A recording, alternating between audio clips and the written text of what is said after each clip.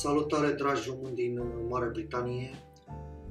Acesta este primul episod din podcastul Seminarul de Drept, pe care am început, așa cum am spus în introducere, să-l demarez și aș dori să discutăm astăzi, ca și punct de început, despre procedura de deschidere a unei acțiuni în instanță.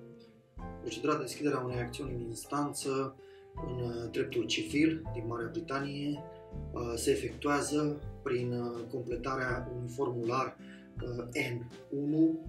Acest formular, în principiu, trebuie însoțit de o declarație de martor, bineînțeles care să aibă în cuprins un paragraf intitulat în engleză Statement of Truth, deci declarație de adevăr, care să fie în conformitate cu regulile de procedură civilă și, dacă se poate, adăugate și probele de susținere a acestei cereri de chemare în judecată. Probele pot fi trimise și ulterior, după ce cererea a fost înregistrată și, bineînțeles, mai există un document separat care în engleză se numește Particulars of Claim sau în românește particulăritățile acțiunii.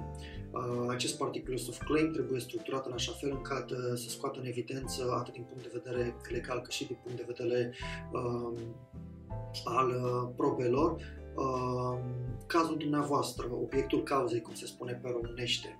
Este foarte important ca acest Particulars of Claim să fie redactat și structurat cât mai bine posibil pentru ca instanța de judecată să identifice cu ușurință problemele cu care urmează să se confrunte în cadrul unui viitor proces. Bineînțeles, în funcție de valoarea claimului se va plăti și o taxă de curte, o taxă judiciară. Aceasta va fi stabilită, este fie la valoare în procent, fie o sumă determinată. Mai multe detalii putem discuta despre taxe la curte într-un seminar viitor. După ce instanța de judecată primește actele, în principiu se registrează cererea de chemare în judecată, se notifică părâtul, în limba engleză termenul este defendant, și se oferă șansa să-și înainteze o apărare și, de asemenea, dacă simte părâtul că este necesar, poate să înainteze și o cerere reconvențională, în limba engleză îi spunem counterclaim. Dacă părâtul face acest lucru, apoi instanța va furniza niște direcțiuni cu privire la următorii pași procedurali. În schimb, dacă părâtul nu se angajează în a răspunde la cererea de chemare în judecată, în această situație reclamantul poate solicita instanței să intre în default judgment, cum se spune în englezește, sau să ia o decizie din oficiu cu privire la cauza pe rol și anume să-i acorde câștig de cauză reclamantului. Putem discuta mai multe, bineînțeles, și în privat. Aveți datele mele de contact, e-mailul este în subsolul acestui video, unde mă puteți contacta direct, iar ulterior putem discuta și prin apel telefonic. În seminarii viitoare vom aborda subiecte mai detaliate și, de asemenea, intenționez să am și invitați cu care să discut teme de actualitate.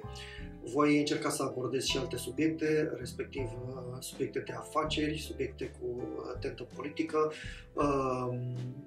pe care le voi trata, bineînțeles, atât din punct de vedere profesional cât și din punct de vedere social, bazat pe ceea ce experimentează oamenii la momentul de față. Vă mulțumesc pentru că ați vizualizat acest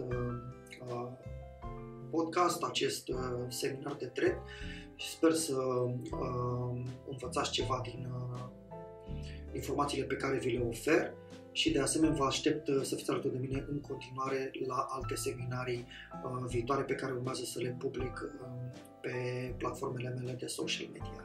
La revedere!